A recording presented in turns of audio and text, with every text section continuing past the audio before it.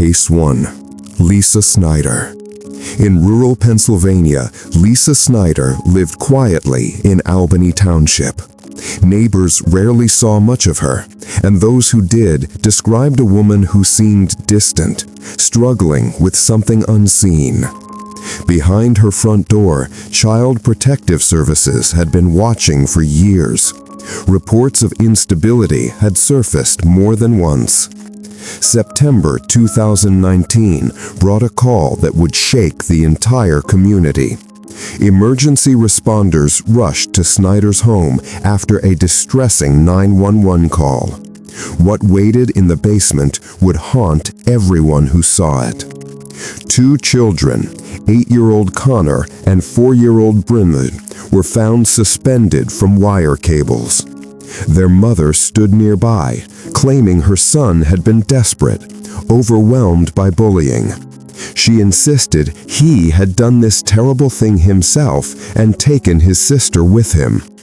But investigators saw through the story almost immediately. The physical evidence didn't match. The setup looked wrong. The mechanics were impossible for a child that age to execute.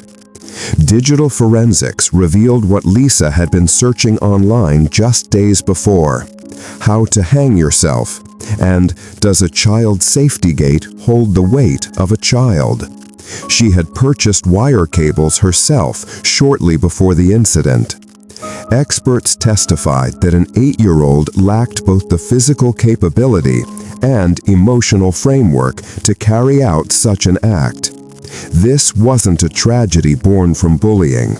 This was something far darker. Lisa Snyder was arrested 3 months later, facing 2 counts of first-degree charges, along with child endangerment and evidence tampering. The case dragged through courts for years, delayed by mental health evaluations and legal procedures. October 2024 brought the final verdict: guilty.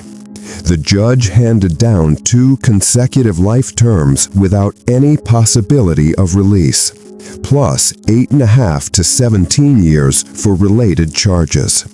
The judge called her actions among the most brutal this court had ever witnessed. Lisa offered no apology.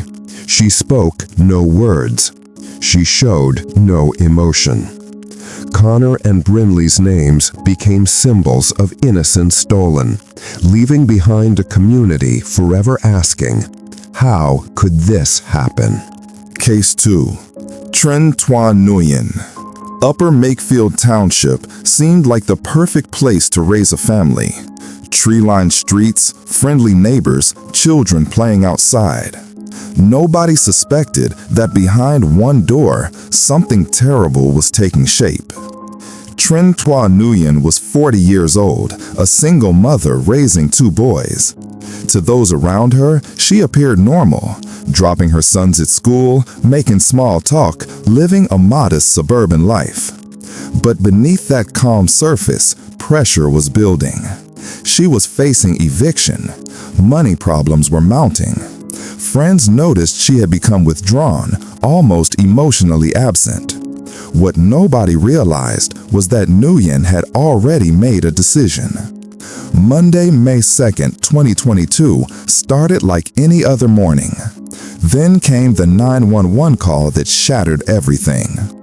Inside the home, officers discovered 13-year-old Jeffrey and 9-year-old Nelson in their beds, both struck in the head while they slept. Both were barely clinging to life. There were no signs of struggle, no chaos. The boys lay tucked beneath their blankets as if someone wanted them to pass peacefully. As paramedics rushed the boys to the hospital, another disturbing detail emerged. A neighbor, who was also the boy's cousin, reported that Nguyen had just tried to harm him moments earlier. She had walked calmly to his door, handed him a box of family photos, then raised a weapon. When she pulled the trigger, it jammed. That malfunction saved his life. After the failed attempt, Nguyen fled in a white minivan, disappearing into New Jersey. Police launched an immediate manhunt. Investigators found something chilling at the scene, a handwritten manifesto. In it, Nguyen laid out her plans in disturbing detail. Funeral arrangements, property instructions, everything. She admitted she'd been planning this for at least a week. The following day, officers found her unconscious after ingesting substances in an apparent attempt to end her own life. She survived. Her sons didn't. Jeffrey and Nelson both passed away in the hospital days later. Detectives learned that Nguyen had been scheduled for eviction the very next day. Her life was collapsing, and instead of seeking help, she turned her despair into something unthinkable. There was no evidence of mental breakdown. This was calculated. Every step had been planned, the weapon, the timing, even the notes she left behind. In December 2023, Nguyen stood before a Pennsylvania court and entered a guilty plea to 2 counts of first-degree charges for her sons and 1 count of attempted harm for trying to strike her neighbor. She showed no emotion throughout. No tears, no remorse. December 20th, 2023, the judge delivered her sentence. 2 consecutive life terms without any possibility of release, plus 10 to 20 additional years. The judge called her actions an unfathomable act of betrayal. The boy's father described his sons as funny, smart, and full of love. 2 young lives stolen for no reason. Today, Nguyen remains in state prison, serving out her life sentence with no chance of freedom. Her story has become one of the most disturbing family cases in Bucks County history, a haunting reminder of how quickly despair can turn deadly. Case 3. Ruth DiRienzo-Whitehead. She grew up in Pennsylvania and built what appeared to be an ordinary life. She had a home, a family, and daily routines. To neighbors, she seemed like a devoted mother, someone who cared deeply for her children. But friends and family would later describe Ruth as private, withdrawn at times, battling struggles that few fully understood. April 2023 began like any other month, but beneath the surface, tension was building. On April 10th, while her son Matthew slept peacefully, Ruth made a choice that would forever alter their lives. In an act of unimaginable horror, she used her husband's belt to end the boy's life. It was sudden and silent. The following morning, Matthew's father discovered his lifeless son. Shock and grief followed, but Ruth was already gone.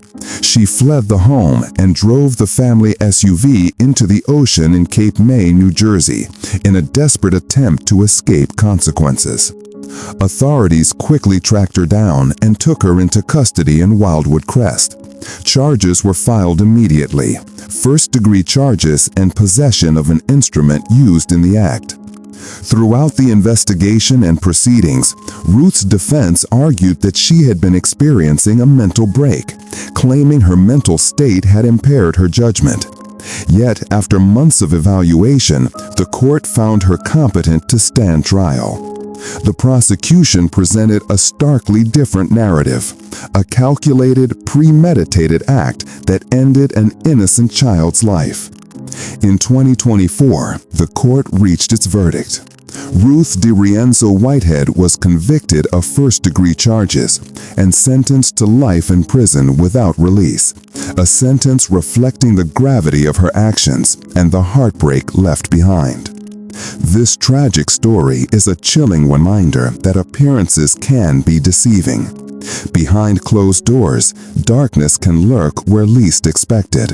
A family's life was shattered, a community left in mourning, and a mother condemned for an act that defies understanding. Case 4. Emile Weaver. Emile was a student at Muskingum University, a young woman navigating college life, friendships, and the pressures of academia. But beneath the normal routines of campus life, a secret was growing, one that no one would see coming. In 2015, Emile gave birth alone in a sorority bathroom. Alone, afraid, and perhaps in her mind, desperate. The newborn, moments old, was placed in a bag outside, an act that would end its life. When authorities were alerted, the investigation moved quickly. Evidence was collected. Analysis confirmed the infant's passing was caused by intentional actions, not accident or natural causes. Emile Weaver was arrested and charged with serious offenses related to the infant's passing, along with evidence tampering and other violations.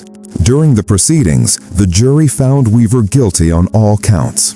The original sentence was life in prison without the possibility of release, with additional consecutive sentences for the other charges. But the story didn't end there. Weaver's defense argued she had suffered from a rare condition where mothers may deny or be unaware of pregnancy, sometimes leading to tragic outcomes. Critics also noted that her legal counsel had failed to properly present this evidence during sentencing. In response, the Ohio Supreme Court ordered a new sentencing hearing. A different judge would consider whether Weaver's mental state and pregnancy denial could alter her eligibility for release. While the original sentence ensured she would never leave prison, the new hearing could make her eligible for consideration after 20 years. This case highlights the difficult intersection of mental health and law, where rare psychological conditions collide with legal responsibility, and where every action, no matter how hidden, can have irreversible consequences. Emile Weaver's story is one of tragedy, secrecy, and legal complexity. A life lost, a secret kept too long, and a young woman facing the consequences of choices made in isolation and fear. The case remains active, a reminder of the delicate balance between justice, mental health, and understanding the unseen battles behind closed doors. Case 5. Aleisia Owens. She seemed like an ordinary person living on a quiet suburban street. But investigators would uncover a story few could have imagined. A young child's sudden passing, a web of digital evidence, and a woman whose actions raised chilling questions. In early 2023, first responders were called to a home after reports of a 1-year-old child in critical condition. Her name was Iris Alpha, a bright-eyed toddler known for her laughter and energy. But when paramedics arrived, Iris was unresponsive. Despite medical efforts, Iris could not be revived. What at first appeared to be an unexplained medical emergency quickly became something more. The medical examiner's report revealed a devastating discovery. Iris's passing was caused by exposure to a harmful substance that led to organ failure. The ruling, not natural causes. Detectives began to reconstruct the final days of the child's life, searching for answers. They examined everything from the home environment to digital devices. What they found would soon become the foundation of the case against Aleisia Owens. Cell phone records revealed a disturbing pattern. Owens had searched for information about substances that could harm children, including acetone, water beads, and button batteries. The timing of those searches aligned closely with the days before Iris's passing.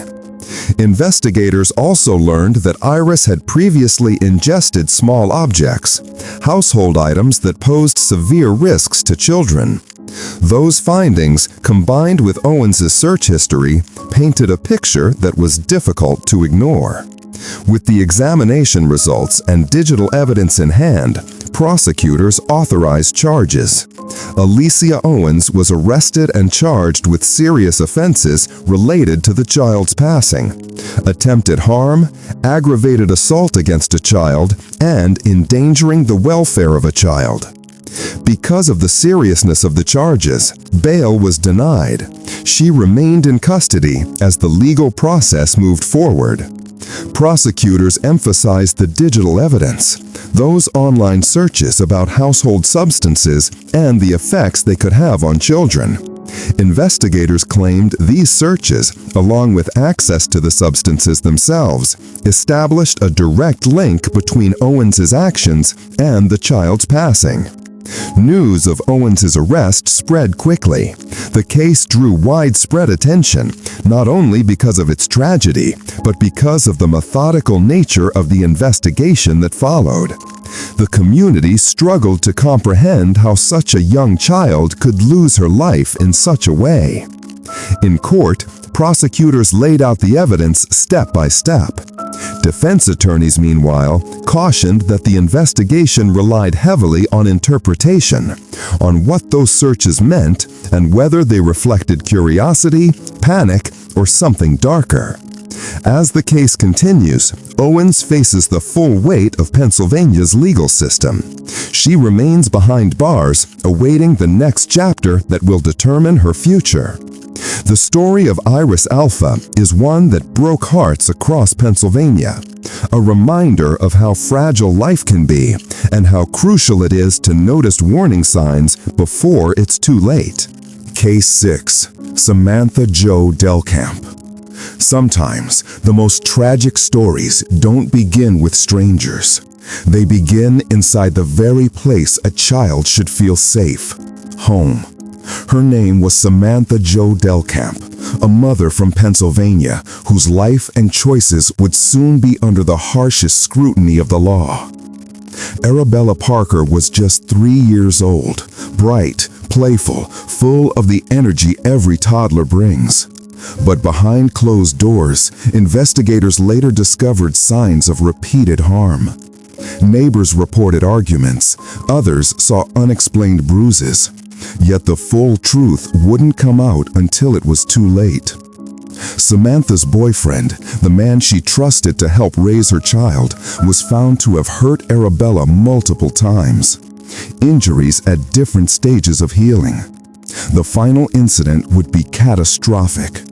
Arabella suffered severe head trauma after being violently shaken and struck, leading to irreversible brain swelling.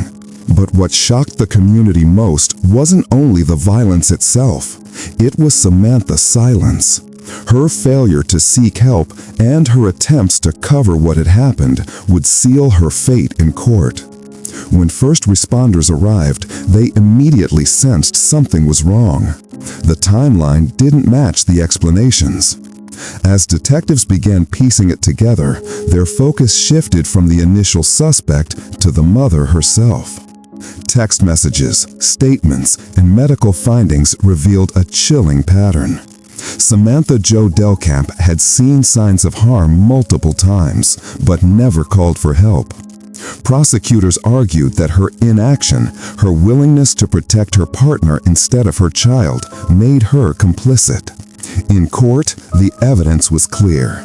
While Samantha didn't directly cause Arabella's fatal injuries, she allowed the mistreatment to continue and obstructed efforts to get the child the care she desperately needed. The jury found Delcamp guilty on multiple charges: 2 counts of aggravated assault, involuntary manslaughter, child endangerment, obstruction and child mistreatment cases, and other related offenses. The judge described her actions as a devastating betrayal of her role as a mother. The court handed down a sentence totaling up to 25 years in prison, with multiple terms ordered to run consecutively. Appeals were later denied, affirming both her guilt and her punishment. Her boyfriend faced separate charges for direct involvement in the violence, but the court made it clear Samantha Jo Delcamp bore responsibility for her silence, for knowing and doing nothing. Case 7. Christian Clark. It started with an argument, one that would end in a tragedy so senseless investigators would struggle to comprehend it. This is the story of Christian Clark, a young mother whose anger spiraled into something irreversible. On the night of November 1st, 2016, 21-year-old Christian Clark was at home with her 2 children, her 2-year-old daughter and her 1-year-old son, Andre. What happened inside that apartment would forever change 3 lives and shock everyone who saw the evidence left behind. Christian and her partner had been arguing for days. Texts, calls, and messages filled with frustration and jealousy. Friends would later describe her as overwhelmed, a young mother trying to hold everything together while resentment slowly built beneath the surface. That night, as the argument escalated through text messages, Christian sent messages no one could ever take back. She wanted him to feel her anger, to see what that anger could do. By the time authorities arrived, the situation had turned fatal. Paramedics found one child unresponsive, the other shaken but alive. The evidence, including messages sent in real time, told investigators a devastating story. Detectives from Allegheny County quickly pieced together the sequence of events. The messages between Christian and the children's father were recovered, and the timeline revealed that she had documented the confrontation herself. Prosecutors described it as a moment of rage, one that turned instantly irreversible. But beneath the anger, they saw something more. A mother in crisis, emotionally unstable and dangerously disconnected from reality. In those final moments when Christian Clark faced the court, she initially faced a first-degree charge, a sentence that could have meant life behind bars without release. But her defense presented evidence of extreme emotional disturbance, arguing that she acted in a fit of rage, not premeditation. In 2019, after years of legal proceedings, Christian Clark pleaded guilty to third-degree charges and attempted harm. The plea spared her the possibility of a harsher sentence, but it could never undo the loss of her child or the trauma left behind for the one who survived. The court sentenced her to 40 to 80 years in state prison. The judge called it one of the most heartbreaking cases he had ever seen, a moment of anger that destroyed a family. The prosecution emphasized the deliberate nature of her actions. The defense pointed to her youth and emotional instability, but in the end, the sentence reflected the magnitude of the tragedy and the weight of the choices she made. The case of Christian Clark is a haunting reminder of how quickly emotions can turn destructive when anger meets despair. It raises painful questions about mental health, domestic conflict, and the need for intervention before tragedy strikes.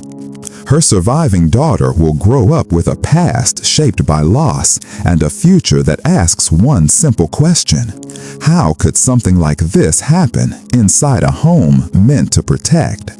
If you or someone you know is struggling with anger, stress, or mental health challenges, please reach out for help. A single call, a single message can prevent another tragedy like this one. Case 8. Ciara Robinson. Halloween night 2018. Costumes, candy, laughter drifting through Parksburg, Pennsylvania. But inside one small home, the night ended in tragedy. 25-year-old Ciara Robinson lived there with her 2 children, 5-year-old Amatula, known as Amy, and her toddler son. To neighbors, she seemed overwhelmed but ordinary, a young mother doing her best. What no one saw was the fear and chaos unfolding behind closed doors. Investigators would later uncover signs that Amy had endured months of mistreatment. Bruises, scars, the small silent signals of a child in danger. On October 31st, that mistreatment reached its breaking point. Police say Robinson pushed her daughter down a flight of basement stairs. The fall caused fatal head injuries. When officers arrived, Amy was unresponsive. Her 2-year-old brother was found unharmed nearby. Detectives pieced together what had happened. A friend told them Ciara had confessed that night, saying she'd knocked Amy out and expected to go to jail. For prosecutors, that statement was the moment the case changed from accident to intentional harm. The Chester County District Attorney's Office charged Robinson with third-degree charges, manslaughter, aggravated assault, and endangering the welfare of a child. She was taken into custody, her surviving son placed under protective care. As the facts emerged, the story struck a nerve across Pennsylvania. How could a 5-year-old endure such suffering without someone stopping it? Authorities called Amy's passing a preventable tragedy, a case that showed how warning signs can go unseen until it's too late. Ciara Robinson now awaits the rest of her life, defined by those few violent seconds on Halloween night. A reminder that unchecked anger and untreated pain can destroy everything they touch. Amy should have been out collecting candy that night, not remembered in headlines. Her story is one no community should ever have to tell again. Case 9. Shauna Decree. In the quiet town of Morrisville, Pennsylvania, a home that once held laughter, family, and routine would soon become the scene of one of the most disturbing tragedies in recent memory. Shauna Decree was 45 years old, a mother, a sister, and a caretaker. She lived with her daughter Dominique, just 19 at the time, and other family members in a small apartment. To neighbors, they seemed like an ordinary family. Private, maybe a little reclusive, but nothing out of the ordinary. But behind that closed door, something was unraveling. A growing darkness, a shared delusion. Over the course of several days in February 2019, that darkness consumed them. When police entered the Decree family apartment for a welfare check, they were met with silence. Then, inside one small bedroom, they made a discovery that would haunt even seasoned investigators. 5 family members gone. The victims were Shauna's own children, 25-year-old Ciara Smith and 13-year-old Damon Decree Jr., her sister, 42-year-old Jamila Campbell, and Jamila's 9-year-old twin daughters, Imani and Erica Allen. Every one of them lost.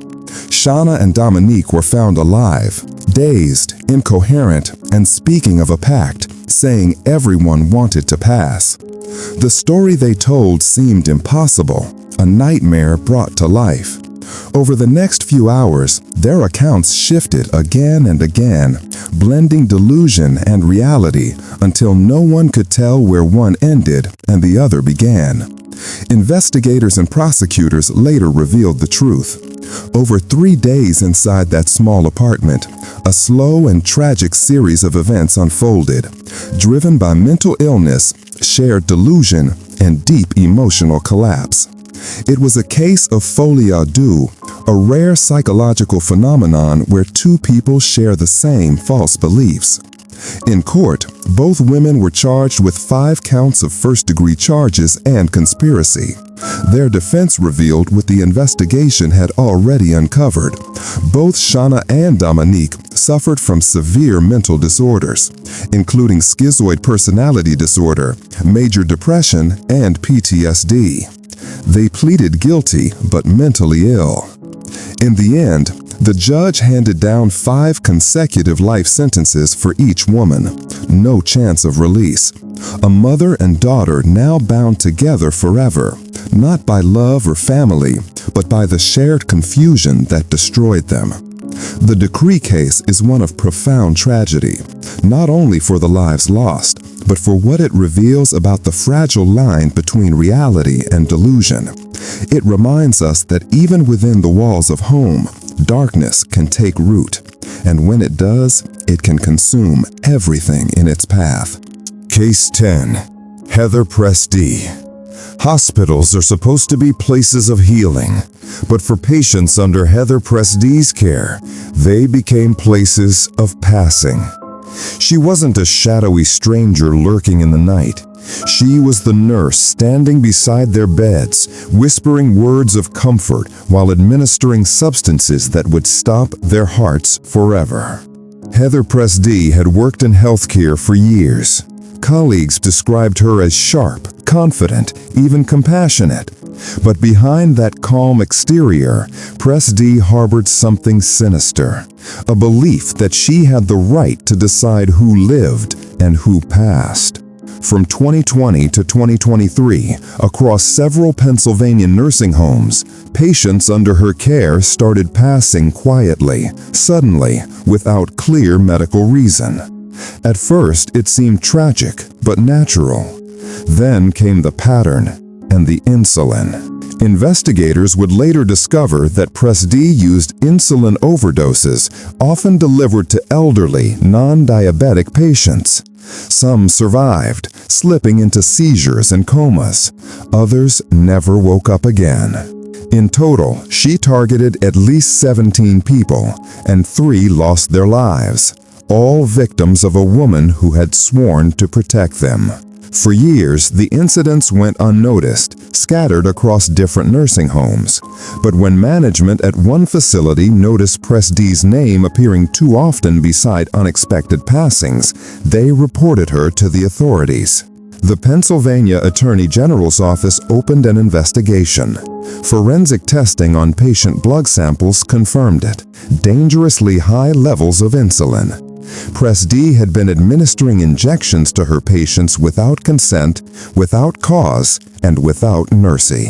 When confronted, Heather Pressdee didn't deny it. She claimed she was easing their suffering, insisting that she only targeted patients who were in pain and ready to go.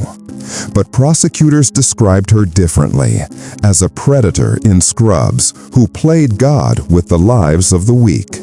In May 2024, Pressdee stood before a Pennsylvania judge and pleaded guilty to 2 counts of first-degree charges and 17 counts of attempted harm. Her punishment? 3 consecutive life sentences, plus more than 7 centuries in prison, ensuring she will pass behind bars. The courtroom was silent as the judge called her actions a betrayal of the highest trust.